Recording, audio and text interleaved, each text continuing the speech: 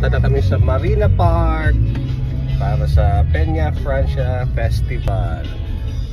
Gumising kami ng 4:30. Nakaalis ng bahay 5:30 ng umaga.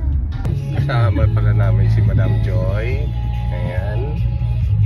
Sabay naman natin. At si Calvin. Where's Calvin? Doon siya sa pinakadulo. Sa third row. Punong-puno kami ng bagahe.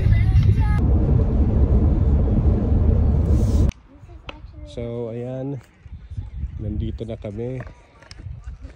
Set up na ng tent. Ang oras ay 6:14.